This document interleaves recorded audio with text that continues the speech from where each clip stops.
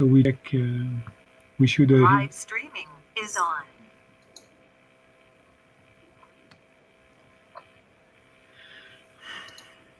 So maybe Camille. It is. Roman are watching the. No, not yet. Someone is. Yes.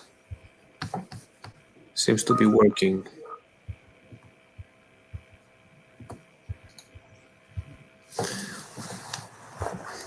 Yeah, it is working, and yeah. So yes, we will wait until 2 o'clock exactly to start again with the two keynotes, and yeah, Olivier will say a word. Maybe in between we just shut the microphone. What do you say, Olivier? Yeah, we wait. I have 158. You have the same as me? Yes. So we stream. We get our mic for 2 minutes and we start in 2 minutes. Perfect. Konnichiwa, Tomohiro from Los Angeles. Bonjour. Bonjour. Bonjour. Bonjour.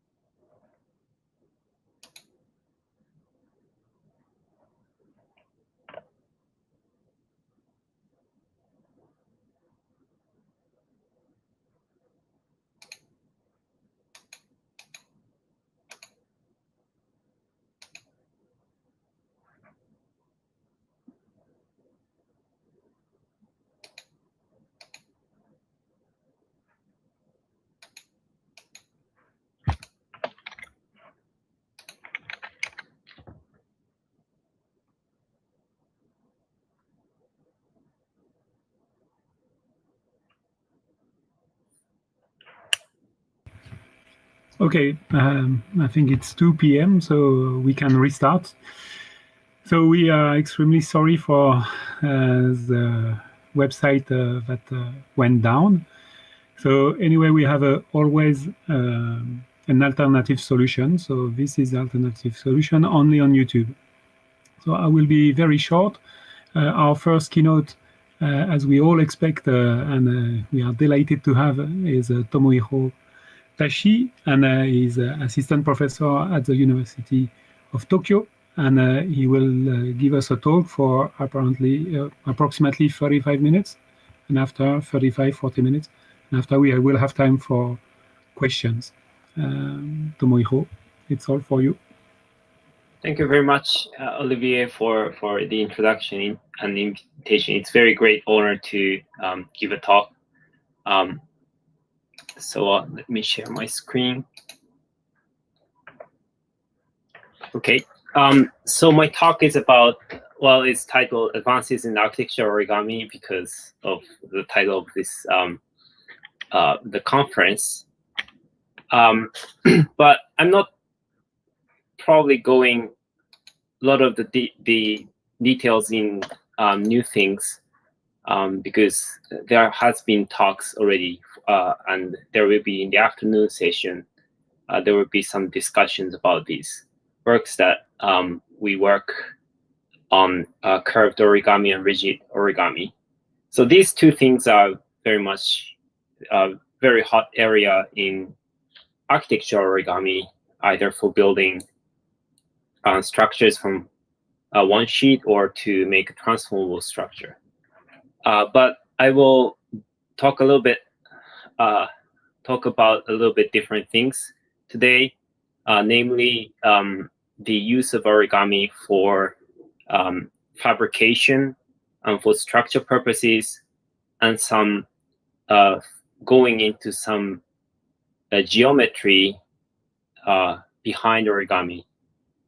And we not only go to origami in a sense that it's folded from a sheet of paper, but it's more about the geometry that is inspired and related to origami. So the first part is about fabrication, where our overall goal is to make any 3D surfaces out of sheet of paper or sheet of some material. The second one is about the how to make programmable flexibility and stiffness, or to create an origami metamaterial. And the third part is about this geometry. Okay, so first is about this how to make surfaces out of sheet of paper. So the first thing, so this is kind of architecture origami that is different from what we expect us in this talk.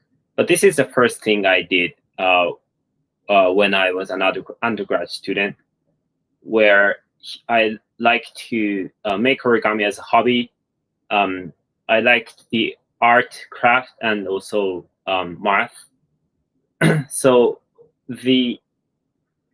I was particularly interested in these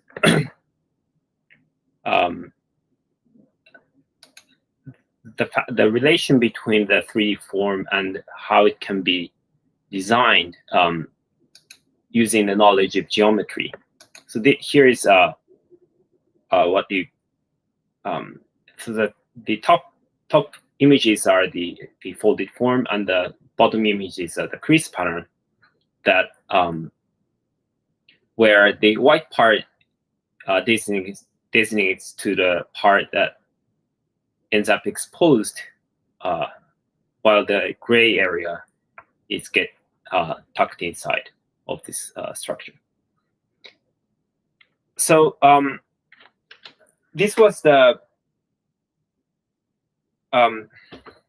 trying to make a polyhedral shapes, especially with some non-developable vertices with negative curvature, having more than 360 degrees corners, and it was possible to make such a thing.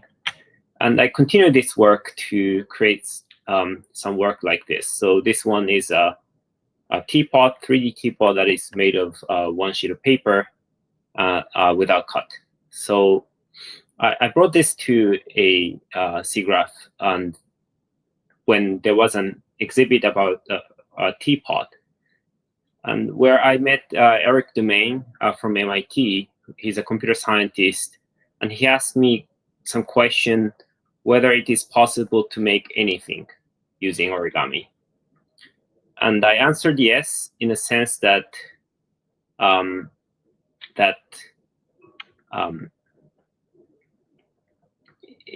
in a more just saying that I'm confident with my method, but he wanted me to prove, and that led us to continue some collaborative work on proving that any polyhedron can be folded. So it took us about 10 years, but finally we get this result that it's saying that the polyhedral surface, any polyhedral surfaces can be folded with some parentheses almost, which is explained in this epsilon extra seamless folding term, which has some mathematical definitions. I'm skipping the details about this. I also made a software out of these algorithms, basically starting from polyhedral surfaces on the left, polyhedral mesh, and then obtaining a crease pattern. So once you get the 3 pattern, then you get a crease. The software computes a crease pattern, and you fold along the crease pattern like this one to obtain the bunny. So to fold this, you need to use a CNC cutting plotter and mark it. But you have to do it manually in the last step. So if you're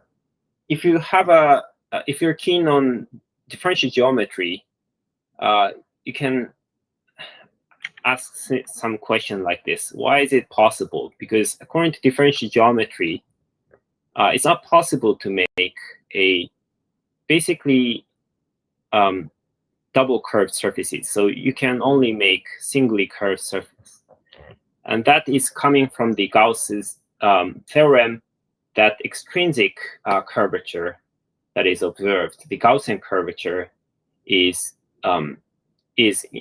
actually intrinsic. So the Gaussian curvature needs to stay zero if you start from a plane, so that you can only get a singly curved surface. But what differential geometry uses is the fact that the surface is smooth, differentiable. But in fact, origami is not differentiable because there is a fold or is a crease. And that introduction of the crease, non-differentiable part, makes it possible to have non-developable or doubly curved surfaces out of a sheet of paper without stretching or cutting them. So that's why you get this bunny where it has this positive curvature part and the negative curvature part. All right, so in other words, the addition of wrinkle, the addition of these creases is very intrinsic to the physical nature of the paper, of the thin material. So one experiment to understand this is to start with a cylindrical form, like a roll of wax paper, and try to shrink it. The paper cannot shrink itself. It's a material that is extremely stiff in in-plane direction compared to the out-of-plane bending or folding. And if you compress this structure, then you will get this type of buckling patterns. And this buckling pattern is, or you can say it's wrinkle, is full of creases. So the crease, by adding a crease, you can create a virtual shrink where the distance between the left part and the right part is going to change. So the distance between these parts are changing while the distances along the surface is preserved. So that's the kind of the trick of origami, or the why origami is so powerful to create some 3D forms. This can be explained in another words. So which is saying that for so as I explained, the Gaussian curvature that is explained in the extrinsic term is the product of two principal curvatures. That is the left view, which must agree with the intrinsic property, where the measured by the total sum of angles around some cycle on the surface. So if you are going around the one cycle and if it's 36 degrees, it needs to be a flat or singly curved.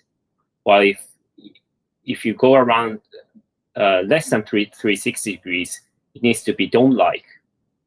So this is a rule of differential geometry, but in origami, it's creating a wrinkle on top of these surfaces so that it extrinsically looks like, even if it's extrinsically look like a dome shape or a saddle shape, if you go around this cycle, go around along the surface, surfaces, you will always have 360 degrees. So that's the basic theory about origami. And the essence of making origami is basically by using wrinkles on the surface. So the wrinkles on the surface can be obtained through these origami tessellations. So this is the form of art of origami that is used also in the recent representation of artistic origami. So one of the the pioneer in this field is Ron Resch, who proposed these patterns of tessellations, or the wrinkle patterns. And you can apply these wrinkled patterns on like arbitrary surfaces and apply optimization-based approach to make it perfectly developable just by computing the sum of angles around each vertices. With additional geometric constraints, it will solve in real time the form that can be roughly doubly curved, but can be folded from a sheet of paper with these tessellated patterns. So these are some examples of dome-like, saddle-like surfaces or other surfaces that are made with a metal sheet perforated along the crease. So this allows us to think about like future technology of having some patterns printed, probably put it in an oven or some with external stimuli, it will self-fold into the 3D form. So there are lots of efforts that have been done of realizing this self-folding using different materials and different scales, even the nanoscale. And so in near future, I think we will get this way of making using the 4D printing, type of 4D printing, or using just 2D printing as a starting point and then let it fold by themselves. So going back a little bit in this figure, in this table, there are blank area that is not filled. And in fact, it's possible to think about this, filling this blank area, because once you know that the wrinkle enables us to make the surface to behave differently when you view extrinsically or intrinsically. So, for example, one of the interesting things is that even if the surface looks quite flat in an extrinsic view, but it can create a intrinsically doubly curved surfaces like this. So they are equal. They are isometric to each other intrinsically, but they look all the same in a global sense. So in fact, this idea is not very new. It's older than human. So this is the very the best origami folder ever, which is insects. In this case, the insect has an exoskeleton, and the basic strategy for them is to grow is to peel off the old shell, and then which means that the newer shell, which needs to be a bigger shell than the older, are inside this smaller older shell. So there needs to be some deployable technology that is applied, and this deployable systems uses these wrinkle patterns or the folding patterns. So this is a pattern of the folding pattern of this horn, and so this is isometric, intrinsically isometric to that horn. That's a really nice idea, and I'm looking into. So here, what they use is to, without changing the extrinsic property of the surface, you are trying to grow the material, the surfaces, until you reach surfaces with these old wrinkles. And once you get this configuration, then deployment is so then for the growing, it takes a little bit of time but it requires the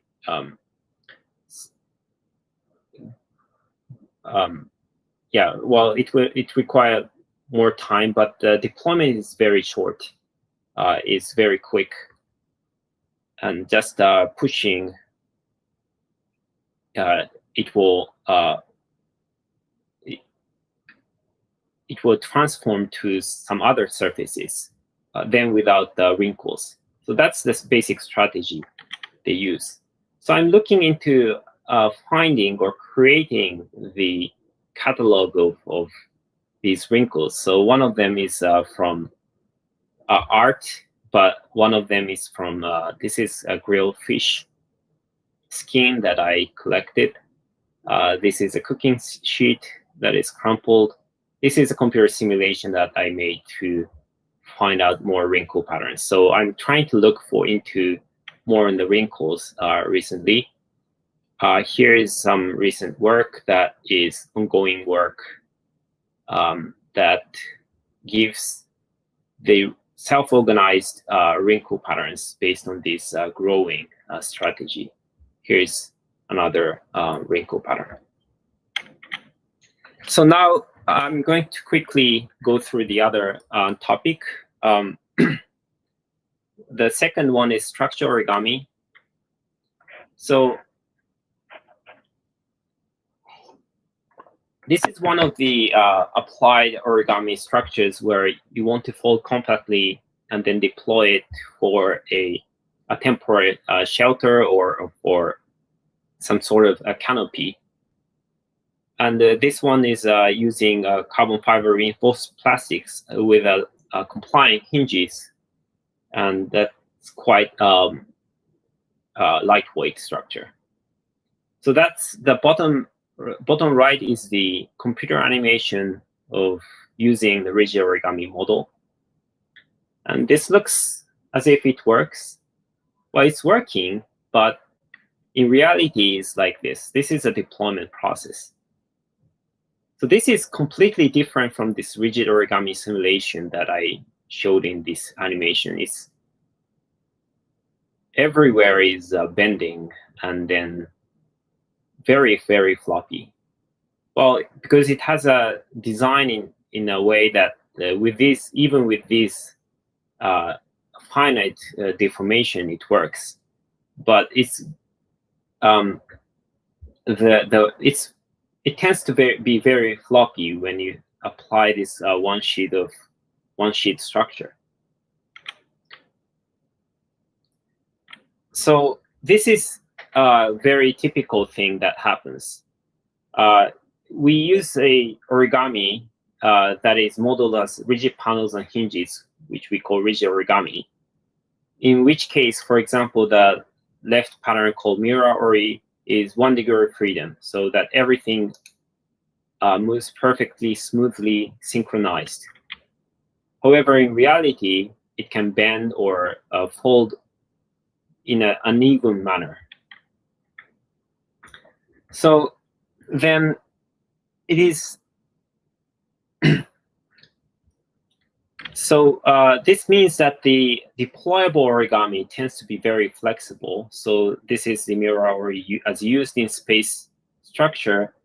This works because it's not under gravity, but if you put a large scale structure under gravity, it will have a problem with the stiffness. So, and it's definitely possible to make origami very stiff with the same pattern. With the same Miura Ori pattern, if you add top and bottom layer of surfaces and then make a sandwich board, then that's going to be extremely stiff and lightweight. So sometimes it becomes stiff, sometimes it doesn't, it becomes very flexible. But we do want something that is flexible and stiff at the same time. So on the top, it's not possible to fold anymore. but if you want to keep deployable, is it possible to still make it stiff?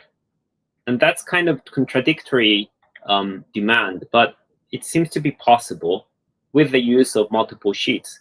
So once you make, instead of using one sheet, you can use multiple sheets, in this case, 2 sheets to make a tubular structure, and that increases stiffness.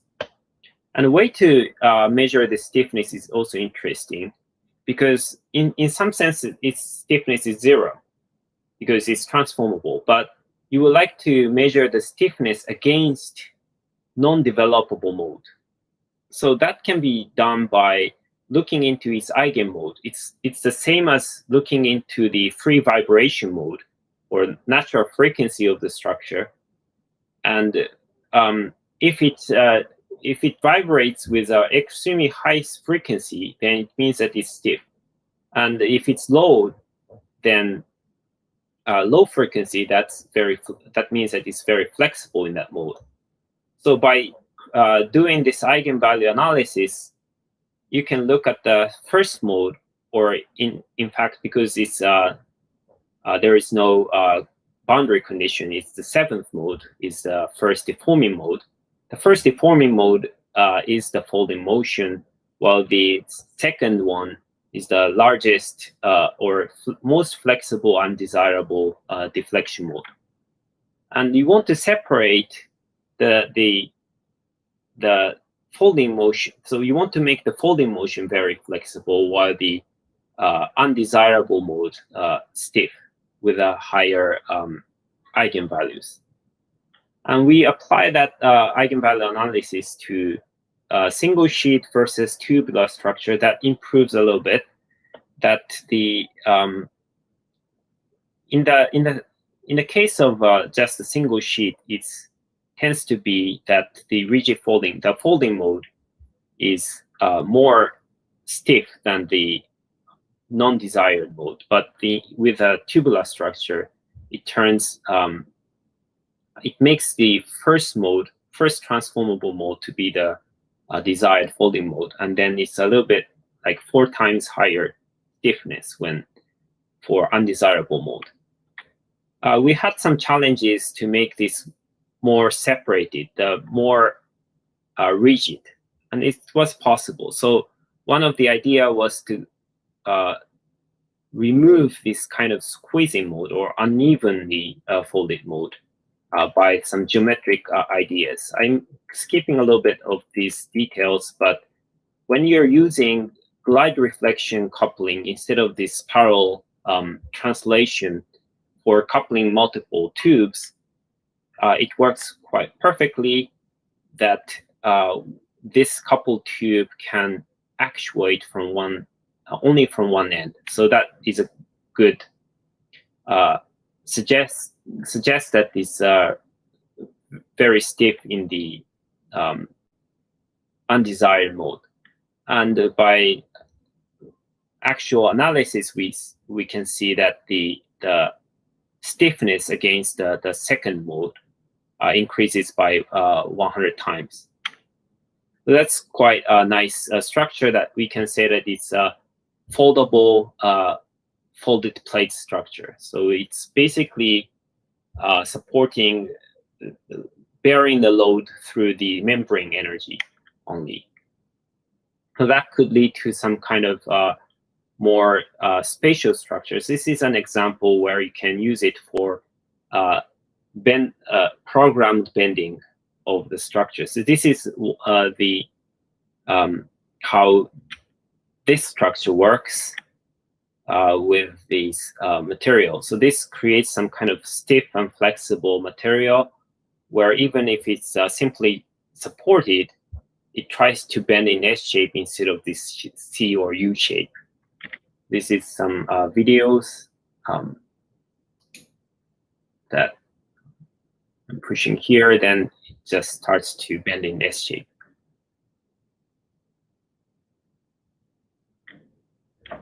So I'm running out of time, but I'm just quickly run through the third topic, which is about connecting, or the word of connecting is a double meaning here. So I'm going to talk a little bit about off the origami topic, but a collaboration with an artist, Asao Tokolo. He designed the Olympic Paralympic emblems for the 2020 Tokyo, which is based on this rhombus tiling. So the ground structure of this emblem is based on the 3 types of rhombus, made of 30 degrees or 60 degrees or 90 degrees. And then you take the midpoint of them to create these rectangles. So you can reverse engineer these design, and that's made of all these tiles. So the Olympic and the Paralympic has the same number of tiles. So this kind of tiling patterns is very interesting. I had a chance to work with him to teach a class about individual groups. So all the thing is about connecting. And the idea is that this has a double meaning, that in a sense that you are connecting individual modules to form some kind of group or the patterns. And the other thing is connection between art and science. So we investigated, went through some connection through these tiling or tessellation ideas, and also connected through other fields in the sciences, like the material sciences and the mathematics, like the high dimensional lattice and then projection to lower dimension, or other computer science like the enumeration of tilings through these dual representation, etc. So that led to some of our students to have extremely interesting idea. One of them is to have, for example, starting from these emblem patterns, inverting the figure and ground, and it found that it gives some kind of foldable structure. This is very similar to, or the generalization of this Resch pattern again. But this will form an auxetic material in the sense that it has a Poisson ratio negative, that like if you compress in one direction, it compresses in the orthogonal direction. That's ends up in these kind of auxetic material, but based on some aperiodic tiling. So a lot of auxetic materials are based on periodic tiling, but this has some kind of aperiodic structure inside. We don't know yet what this means in material sense, but that's going to be future work. This can be also done with this slating some sheet material. So this is kind of kirigami technique to, so you laser cut the left pattern, and if you stretch it, you will get the right structures on the right. There is another thing that we got from this class about like transformable structures. We ended up in some kind of serial mechanism made of a series of this that transforms like this. So this can bend or twist or to expand and shrink. So this has some kind of system where each is composed of a series of modules, and each module has 3 degrees of freedom. And each module takes some 3 inputs and takes out 3 inputs, which means that one module determines the next module behavior. So that kind of propagates the motion. So that will create this overall shape transformation that is corresponding to bending or twisting. Sorry, it's not twisting, bending, or this turning or stretching motion. And that will give you some interesting transformable structures. Well, so last thing is now comes from origami again, but it's also a modular system. There are lots of origami systems with modules that is called origami tessellations. And it turns out that this type of, this is called water bomb origami tessellation. And we look it as this kind of model that is kinematic, that propagates the information from one to the other. And it turns out that each model is a 2-degree of freedom system where these two inputs are computed to give the two outputs.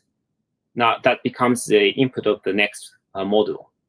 So basically it will give, if these sequences, if you number it by m, then you will have these kind of equations. And this recurrence equation creates some mathematical structure that is called a dynamical systems. And it turns out that if you plot these behavior of this dynamical system, you will have this kind of cycles. And there are lots of interesting things that is going on. It's quite new, but we, as a result, we get something like this. So this is changing the initial parameter for this water bomb tessellation. This is a kinematic of water bomb tessellation that creates this kind of wave-like shape. And on the left bottom, you will see this phase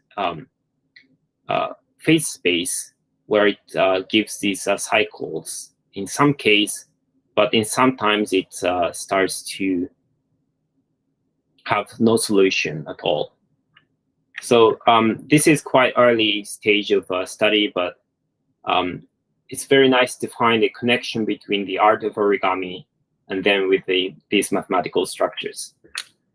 So we are doing all of these works through some collaboration, and we've been organizing some the workshops to collaborate to solve some open problems, and sometimes find more problems, new problems out of discussions, or collaborative making things.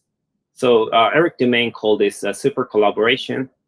We've been doing this structural origami gathering from 2017 with Rupert Marlichik, and that gathers up some people who are interested in origami from the architectural or art or computer science, geometry, robotics, or structural engineering perspective.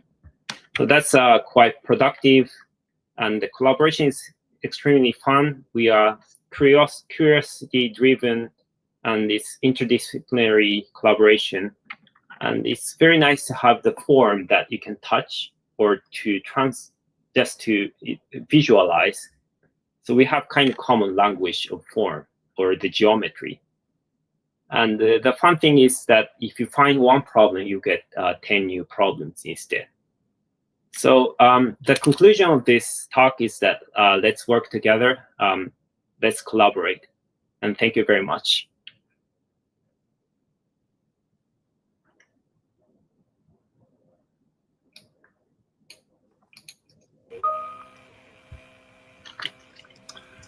Okay, so thank you very much for your talk, Tomohiro.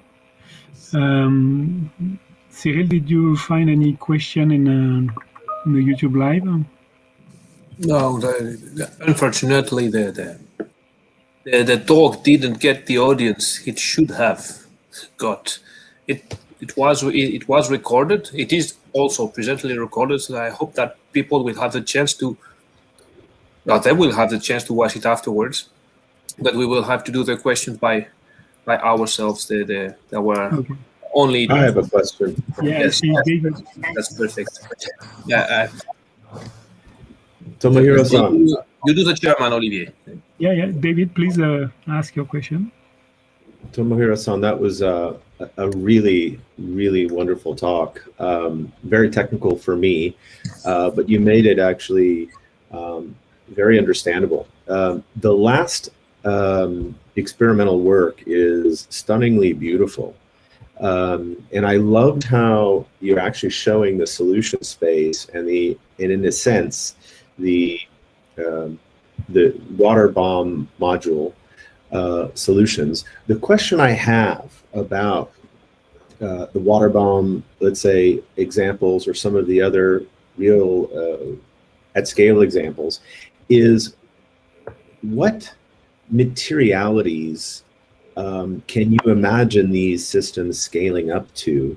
And fundamentally, my underlying question is, given the efficiencies of these systems, can you imagine them becoming the kinds of structures, long span structures, that we all need in the world, and yet we need to do them more efficiently? I see. Thank you. Yep. So, well, the geometry is working in almost any scale. So it can go to micro scale to kilometer scale. But of course, because of the materiality, some of the scales are probably reasonable. There is some kind of reasonable and comfortable range for this technology to be applied. I feel that, well, for architectural applications of origami, then I would like to use more, well, yeah, I think there are lots of realization method, but I feel that the technique that you can use is the idea of printing some 2D patterns or fabricating the structures in 2D. That's the kind of the essence of or the advantage of using origami. So even though you can make an extremely large structure with rigid structures with rigid, like very robust joints, but we're assembling them in manual ways, and probably it's not really using the benefit of origami. So I want to. So I guess my question is, can we imagine using your work in thin, I don't know, cross-laminated plywoods, for example, where we are using digital fabrication, and then in a sense, with manual labor or non-manual labor, like folding them into structures. I sort of think about the work from Stuttgart, and I think about your work, and I go, oh wow, that could be an amazing collaboration. Yeah, I would really like to approach this the way of making things. So it needs a completely different way of making than just building in 3D. Probably you need the CNC systems that you can use this patterns information to build up the folded state of the structure, or the planar state of the structure, and then lift it up. Thank you, Tomohiro. Thank you. Maybe Romain, you had a question, or? Oh yeah, yes, maybe several questions. So, but I want to say it was a wonderful talk, very inspiring. Many references also from nature,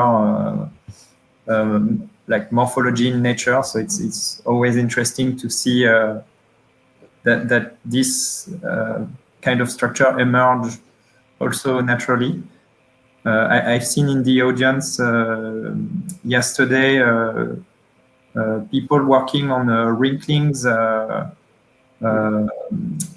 in plants. So where you also have this kind of wrinkling pattern at the leaves, because they add material, and you get those wrinkles to comply with what the isometric transformation basically. And but my question was also maybe related to construction, and it's how you can choose how do you choose a pattern basically for origami, and with respect to the number of degrees of freedom you have. You know, if you have something like the Yoshimura pattern, like something with triangles, you have many modes. So I guess it's very flexible in a sense, but maybe it's very difficult to actuate that at architectural scale, because you would need, you know, many anchor points and many, and at the opposite, you have a very rigid, in a way, rigid pattern like the Mura Ori that you have shown. And so I was kind of curious of what do you think among all the patterns that you've presented, what is the one you would prefer for architectural scale, or like just in terms of deployment and like control of this transformation sequence that might have a multi-stability phenomenon? Thank you. Yeah. So, well, for the plant's wrinkles, it's very interesting because it also has some kind of growing, the factor of that it's not necessarily isometric. So it's combination with this isometry plus with the distribution, the growing, and that's quite a new field, and that probably can apply to architecture.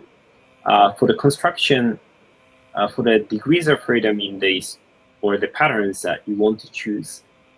So I didn't go into the really about this rigid origami mechanism, the kinematics. That is quite mainly the other topic that I've been working. As you mentioned, it's quite preferable if you can apply 1 degree of freedom mechanism, or maybe it could be 2 or 3, but you want the structure to be controllable as you. So the number of, you want to define number of parameters for the mechanism, and that needs to be a few, not extremely large, and but also you want to keep the rigidity.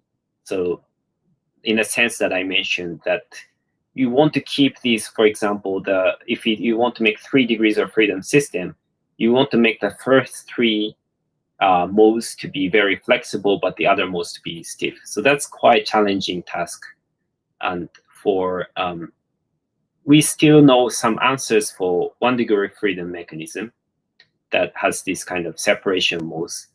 So currently, it is more reasonable to think about 1 degree of freedom mechanism, like the Muraori, the quad panel based structure. Well, there is still a problem even with the 1 degree of freedom mechanism. If you start from flat, then there is actually multiple modes that could arise. So there is some other problems need to be solved in order to tackle these singularities at the flat state.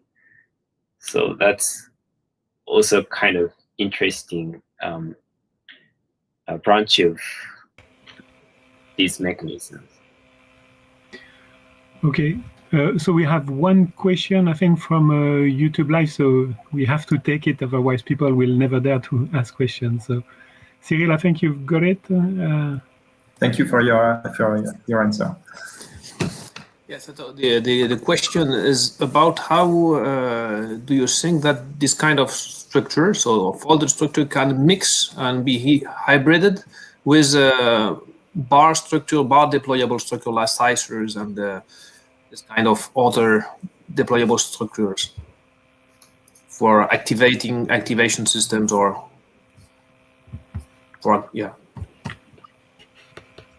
can they be coupled, or it's kind of?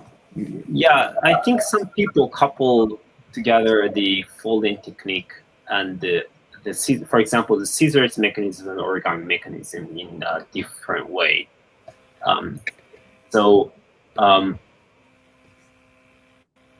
It's fundamentally different systems, but for example, if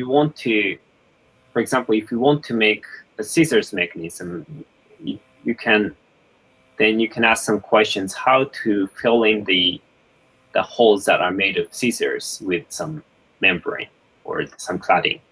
That leads to some question about, is it possible to apply folded patterns onto this scissors mechanism? And it's not really possible with a proper way, but with some approximation you can do it. So there are still rooms for this works that with the hybriding, about hybriding different systems of transformables. So that's an interesting field. Okay. Yeah. Okay, so thank you very much. I think we should move on, and I hope we will have time to speak during the socializing time about all these things. We have, I think, many other questions. So once again, thank you very much. Maybe we should move on to the second keynote of today. This keynote will be made by David Gerber. David is an associate professor at the University of Southern California, and I think he's a former employee of Arup in London, to my knowledge. And so the stage is all yours, David. Merci, Olivier. I'm going to share my screen. Oops, wrong button.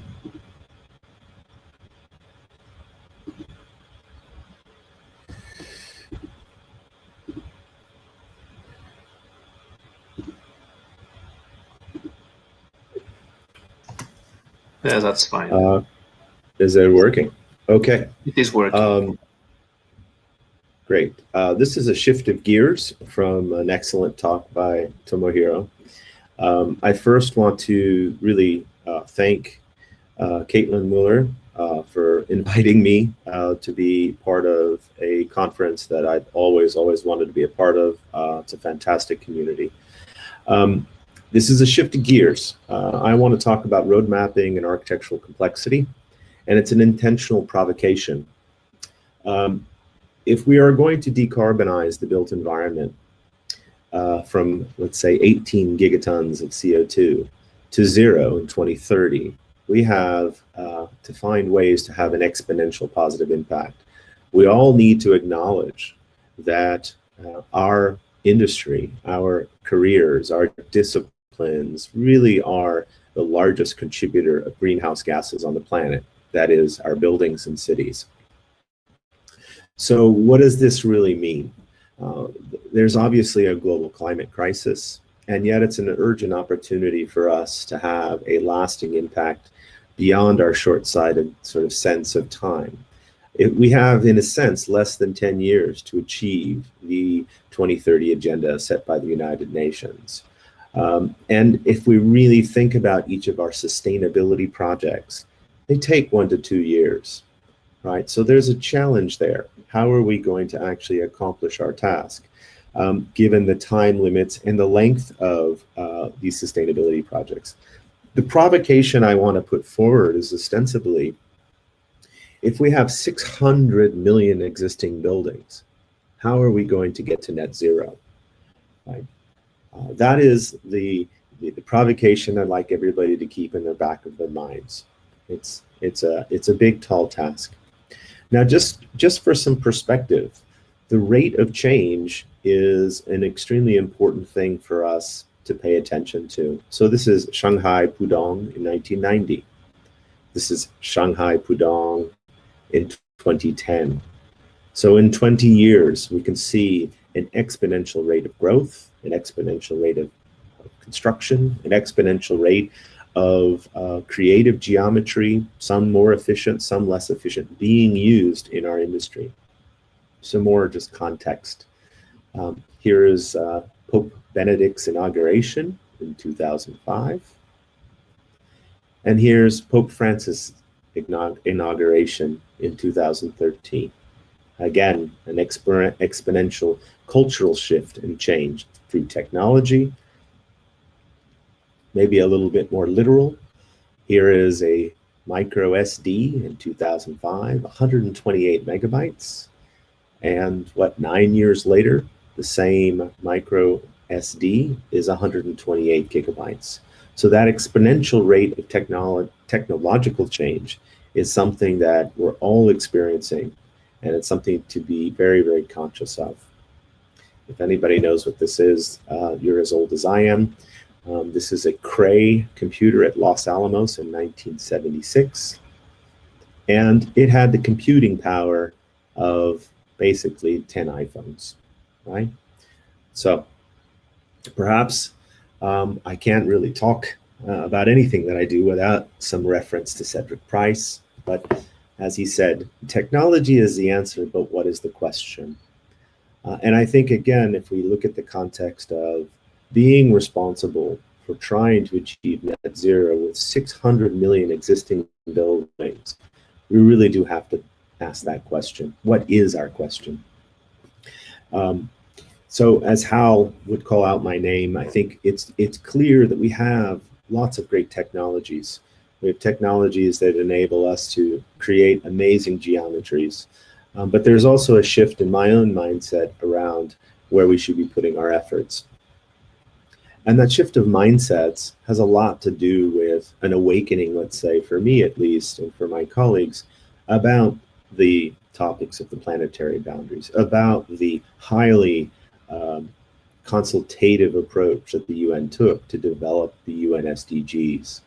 Right? And I think these should be constantly at the forefront of the work that we do.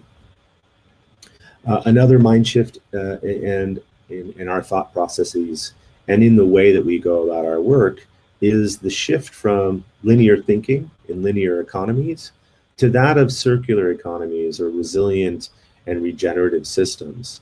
And again, it's something I think is really important for us not to ignore, but rather to bring into our conversations of architecture, geometry, and form. Now, going back in my own personal history and context for a moment, I will say that I think in my education, the environment and sustainability has actually been there since the late 80s and early 90s. And when we started to do some urban design and urban development or master planning work at Zaha Hadid's, we were very data driven. That's very clear. And we were very formal in how we wanted to approach the design of, in this particular case, the city, part of the city of Singapore called One North. And yet, even though we weren't using the same words that we use today, and even though we hadn't, in a sense, been taught about the climate crisis, we were considering these environmental factors, right? But were they the priority? I'm not so sure they were. But very early on, developing parametric tools in order to bring together all of these different, let's say, objectives of a project and drivers of a project, those of users, those of city transportation, those of economics, those of the environment, and of course, those of form. While our tools back in 2001 were fairly unsophisticated in terms of their UI or their look and feel, the intentions were there. And yet they weren't at the forefront. Ironically, I did this project from Zaha's office, but with colleagues from Arab, and many years later ended up being a part of the Arab team, which was a really fantastic opportunity. Now, shifting further, we've become more and more adept at the design exploration aspects of what we do. We've been able to, in a sense, maintain our ability to generate, let's say, fluid form or interesting form, and to automate that search for the appropriate form. And we've learned to do this in a multi-objective optimization fashion.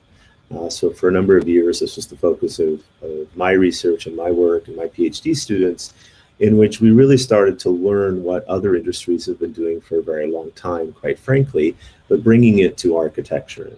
And that is, again, this notion of multidisciplinary design optimization or multi-objective optimization in order to really justify form. And what it represented in many respects was an awakening of, oh, I can actually begin to think about our projects through both the formal exploration and the programmatic and architectural objectives, but equally from the points of view of other numerically defined objectives. And in this case, a very early case dating almost 10 years ago, we were really trying to find the optimal solution across a given program, but also an energy use intensity. And it's that energy use intensity that I'll be coming back to. And yet here we are again, really interested in the formal exploration and in the population of options in order to help us with our anxieties about choosing the right design. From that that sort of level of research, which I should also say was very much sponsored by Autodesk back in the day, we started to develop another approach. We wanted to really explore the non-deterministic or the non-purely parametric approaches. And what did we start to do? We started to collaborate outside of our discipline. So we actually were part of a federally funded project, which included Milan Tambi, who is a computer scientist now at Harvard, civil engineering, as well as social psychology. And we started to develop a multidisciplinary approach between architecture, engineering, human psychology, and agent-based modeling in order to really arrive at a more intelligent, non-deterministic approach for the design of cities, for the design of buildings. And here we are developing these algorithms with again, a very strong bias towards complex geometry, partly because we have a belief in the complex geometry being part of our environmental solution, but I think also admittedly a bias towards it being beauty-driven or aesthetic-driven. And yet there are very sophisticated approaches to thinking about how we can bring environment into our urban projects. So this is an example of work by one of my former students who actually programmed the algorithm in this non-deterministic way so that the salinity of the soil would actually dictate where we would pour concrete. And yet here we are still pouring concrete as opposed to thinking beyond concrete. Another example of this work that we really investigated as deeply as we could as architects is the agent-based modeling approach, where what we were trying in a sense to do was to grow thin-shelled structures with the minimal amount of material while maintaining the maximal human comfort underneath. These are just representations of a series of explorations across these things, but again, through a multi-objective approach. And one of those objectives, again, is that of the environment we're creating inside for our occupants. Another version of that. So I think the question that arises is, if we're going to help our industry and our colleagues arrive at this net zero, let's say, mandate in parts of the world, the best way to predict that future is to design it, to quote Mr. Fuller. And so going forward, there's been a big shift in what we're doing and what we're trying to develop. And that's where road mapping comes in. So road mapping is an approach that is the combination of budgeting and scheduling and geometry, but it's an approach that will enable an answer to a question like this. How do you organize 1,000 people to implement 1,000 objectives, each costing $1 million, on time, on budget, to complete what is ostensibly $1 billion net zero project? How do we do this? And how do we do this rapidly? Because the only way we're going to be able to drive our entire building stock, existing especially in the Northern Hemisphere, to new construction, especially in the Southern Hemisphere, towards maintaining a balance on the planet. I think it's important to understand how these projects, irrespective of geometry at the moment, get managed. And when I say these projects, I'm talking about very large, complex projects. They get managed like this. This is 300 square feet, 30 square meters of wall space with Post-its and lines trying to describe every single step of, in this particular case, the design, construction, and commissioning of a hospital. What we've done, sorry, I skipped one slide. What we've done, in fact, is, as a first step, really just digitized that very manual process. And by digitizing it, we've enabled everybody that participates in projects like these, which is a large number of stakeholders, consultants, etc., to have a cloud-based access, to give everybody a view into this kind of complexity that it takes to manage these kinds of complex projects. And why is that so important? Well, it's important because it's easy to lose track of things. It's easy to have to go back to paper and actually make mistakes. But our real motivation underneath building these kinds of tools, these road mapping environments for project complexity, is ostensibly to ensure that our projects are meeting these net zero goals or meeting the interim goals that we have set for ourselves within our industry, right? Such as LEED or WELL in, I guess, the North American context. And also, and also to help people manage large portfolios of projects, right? It's not just about one project, it's about thousands and thousands of projects, right? And help them not only manage them in the traditional, let's say, contemporary way, but also in the way that we need to achieve net zero for the planet. So we've built these tools in order to manage portfolios, in order to manage roadmaps, in order to help people understand what their energy impacts are, where their energy sources are, as well as fundamentally, by knowing these things, where to minimize the impacts that their portfolios of buildings have in the world. So I'm going to switch gears to a little bit more of a technical piece of research, which is really sustainability certification systems as goals in a generative design system. So, and this is a collaboration, which all of my work is, between University of Southern California, University of Toronto, and TRAX. Now, what's important to note is that there are hundreds of different sustainability systems created and adopted around the world, right? More and more of them are becoming mandatory, and less of them are voluntary. But again, there's this proliferation. So one question might be, how do we help people roadmap towards the achievement of these sustainability systems, ratings, objectives, and goals? And this is a great piece of research from GXN, from Jensen and Birgosdottir, which really shows a guide to these building certifications, of which there are many.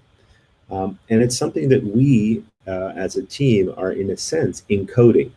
By encoding them, we can help everybody automate the achievement of these things, because the only way for us to have the sort of change in the way we deal with our projects is through automation, in order to achieve the net zeroing of 600 million existing buildings. What's furthermore interesting about all of these ratings and systems is the comparison.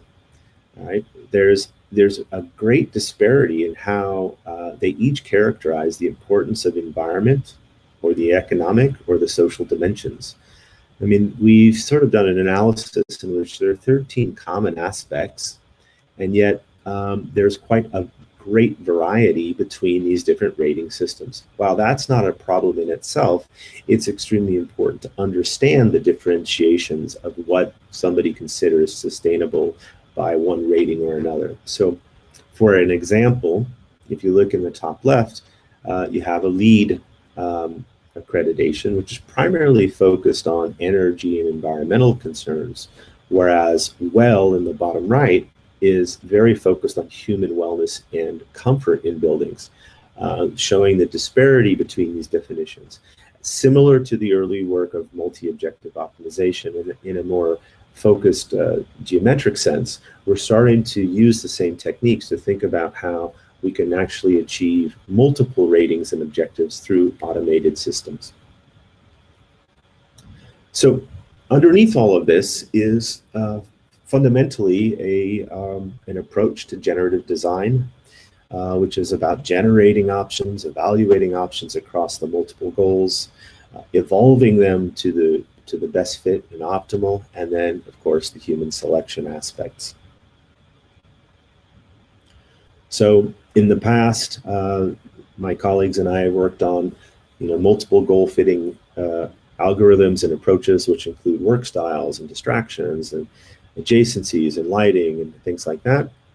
But why not approach the same why not use the same approaches for a different set of goals? And that is to meet a globally divergent but ostensibly working in the same direction set of goals to achieve net zero. So in this case, we're talking about, well, let's build a multi-objective approach to optimize our geometries for 9 key metrics. And these are from places like AIA, LEED, WELL, BREEAM, etc., ISO. So as an experiment, we implemented 9 of these metrics in Grasshopper and Rhino, and a little bit of Python. And then we started to explore how we could automate the achievement of particular geometries and projects to meet LEED and WELL, and find where those overlapping, let's say, criteria allow for multiple certifications and multiple achievements of these objectives. Again, the net zero being the key. Well, it may seem extreme to have hundreds of goals for a building, but we all know that's the case. But these complex projects, the hospital being the one that we explored the most, are not intractable. They are tractable. And yes, they have many, many objectives, but using computation and generative design, we can start to arrive at some meaningful solutions. So I'm going to play this. So keeping the geometry system semi-flexible, light and yet detailed enough, we could start to explore through basic moving and shifting and rotational, through basic volumetric massing and basic fenestration and vertical shading devices, the opportunities for finding more optimal and more environmentally suitable solutions. What you can see is, in effect, a series of designs showing their ratings across these 9 different metrics.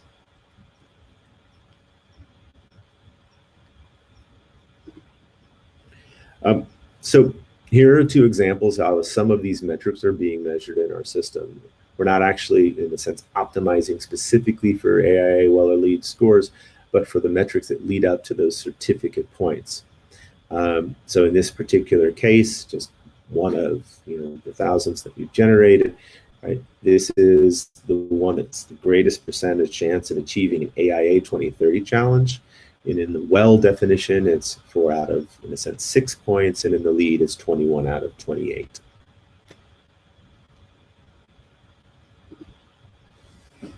So with the geometry and the metric systems expressed, we ran 300 iterations, and here are some of the things that we learned.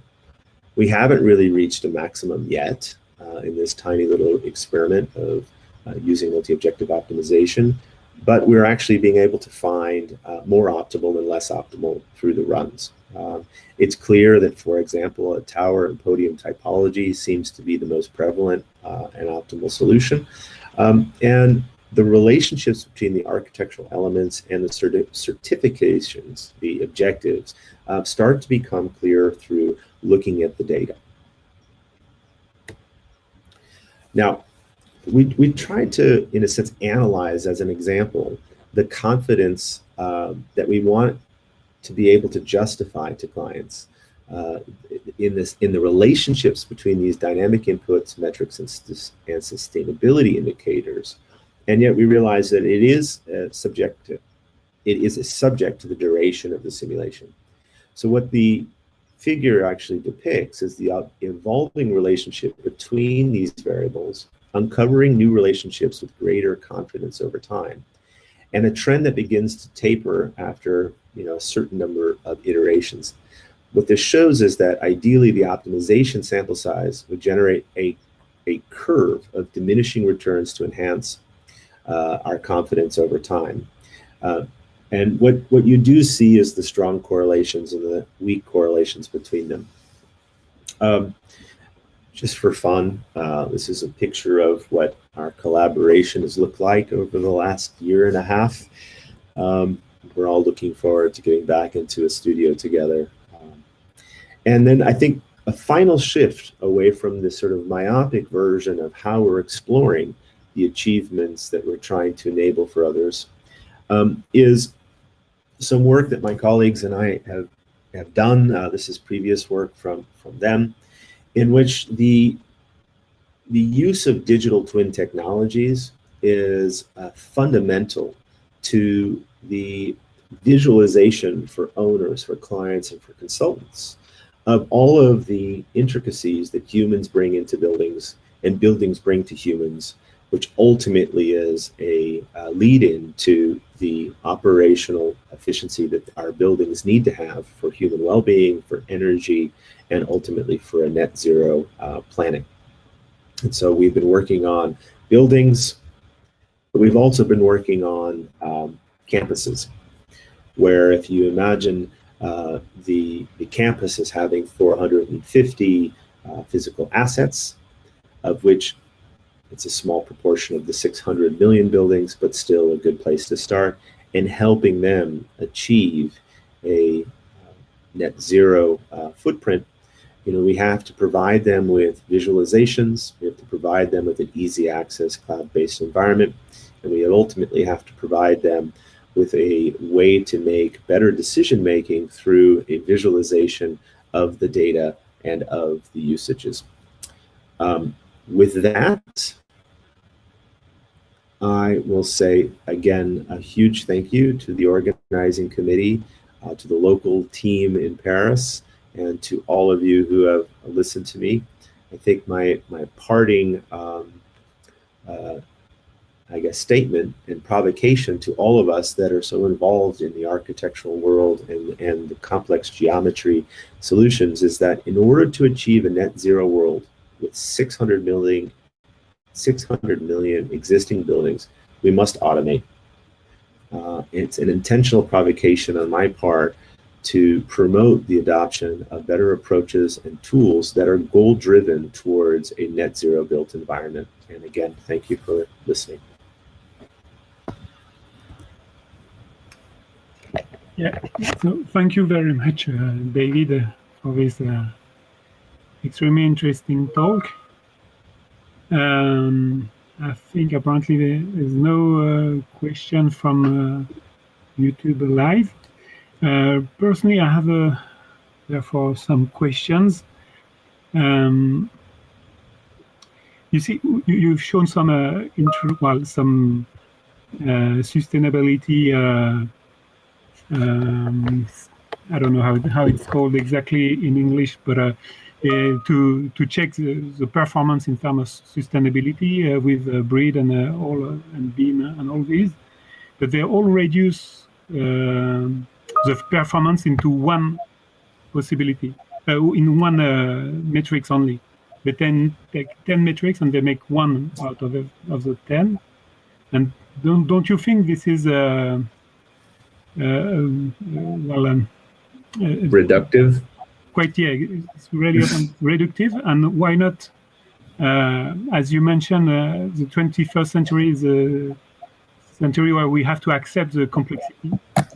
And it means we have to accept the complex tools and the maths that are with it. And you see, reducing plenty of different parameters into one. And obviously, they don't have anything to do, and they are not comparable to parameters. It's a bit of a shortcut that is dangerous to take.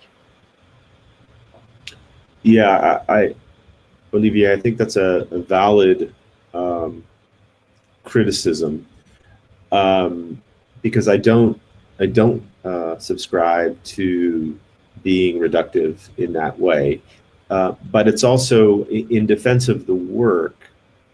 The work is using a simple geometry to explore how you can achieve some level of the 9 in this particular case certifications. So while it appears to be reductive in the sense it's showing one building or one volume or one solution, underlying the approach is actually to achieve multiple objectives at the same time. I think it requires further, let's say, generative design exploration to get to more complex geometries. This is kind of a simplified prototypical tool. So I think that's part one of the answer. I think part two of the answer is, I think you're entirely correct. If we really were to be honest with ourselves, and some of us have this open dialogue, which is LEED is just a start, as an example. It's not perfect, but it's better than nothing in getting a cultural shift in the way that people think about designing buildings and going after accreditations and increasing value of these, in a sense, physical assets. So while I'm not, 100% in agreement with the point criteria that go into a particular rating, I'm 100% behind the proliferation of all of those ratings. And I'm 100% behind us trying to help everybody get there. I hope that answered the question. It's not meant to be reductive in the architectural complexity. My talk is meant to, in a sense, position architectural complexity as a way to perhaps, maybe this goes to my days with Chris Alexander as my professor, like as a way to arrive at these objectives, but at the same time, it can't just be architectural complexity for architectural complexity's sake anymore. Yeah, thank you. Well,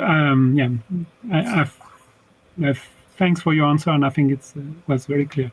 But what I try to meant also is to say, with a Pareto front, with self-organizing map, we have a very interesting tools that can help us to cope with several parameters and have a visualized result, and this could help for decision making. And I think concerning design, we still have to invent the tools to actually design in the complexity. That means structurally, geometrically, and of course, environmentally. Yes, I'm with you. I agree. But they still have to there's still plenty of work, and I found in my institution really little funding on this question about designing. And I think that's actually a real problem globally, right? We are in a field which, even though we are in the US, we're $40 trillion of the economy, and we represent a significant percentage of the GDP. The same would be for Europe. We are underfunded, and yet we have the largest impact in terms of greenhouse gases of any industry. And you're entirely correct that the tools, Pareto approaches, self-organizing approaches, which is also sort of what I tried to show as a trajectory, are key tools for us to be funded to actually meet these governmental objectives, which they're talking about. But I think the only way to do it is to keep trying and to keep showing some incremental results so that people realize that actually these guys and girls can actually have a global impact in the sciences that we actually participate in. Yeah. I don't know if, Romain, do you have a question? Well, I found your talk very interesting, and it really set the big picture. And it reminds me of a quote by another keynote speaker, Fabian Scheurer, who said that the construction industry is not an industry. It's more like a collection of craftsmanship, and we like to think of of making buildings as the sum of craftsmanship, and with what you show, like that really makes me think if this way of thinking the design of building is appropriate to the current situation. And you mentioned automation. I think it's automation of design tools, but maybe there was also an organization of labor, let's say, or like information and fabrication process that seems like it has to change. So I would like your view about it. It's quite a provocative, maybe a provocative quote by Fabian, but I think it's quite true, actually. So I don't know what you think about it. I think that's a fantastic question, actually. And I think Fabian's provocation, though I didn't see it, is a great one. Quite admittedly, I come from, I don't know, high design. I come from working for Zaha Hadid, who was an amazing mentor and an amazing experience. And I come from working in the Frank Gehry world. And yet here I am, I teach architecture and I teach in the civil engineering department. And I'm shifting my efforts towards these non-high design projects in a sense, because the scale of the problem isn't about these beautiful projects that those architects can commission, and they're fantastic and we need them in the world. And yet the scale of the problem is maybe, to Fabian's point, if I'm understanding it correctly, a shift in how we do organize labor or organize communities of professionals to look at these problems. And that's actually where we're coming from, which is, again, it's not an anti-design position, it's a pro-design position. Those projects need to exist and they're becoming more and more focused on sustainability, but that it's all of the other work that will get ignored. And how do we help all of that other work that gets ignored to, in a sense, achieve a footprint as minimally invasive on the planet as possible? Because we have to acknowledge that the population growth isn't going to decrease.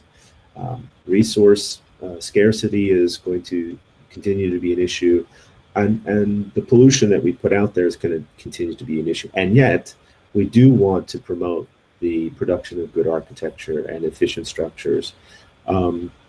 So I think, concepts of open source software are, part of that solution. New forms of collaboration and contracting are part of that solution.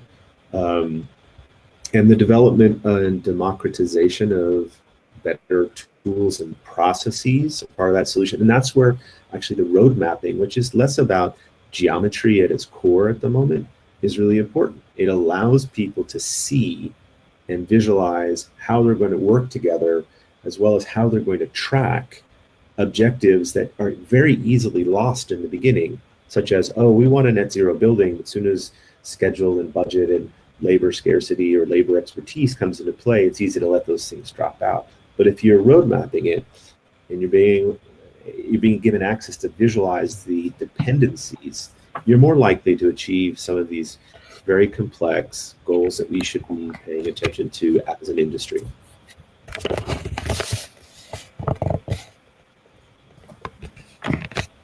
I hope I answered the question, Romain. Yeah, it's really well. It's really seeing the roadmaps that made me think of this quote. So it loops very, very nicely, I think, your answer with my question. Thank you. And yeah, so yeah, I think you're right. Well, time is short, and we don't even know how to tackle the problem. I don't even think we have correctly enunciated the problem globally and how to tackle it. Well,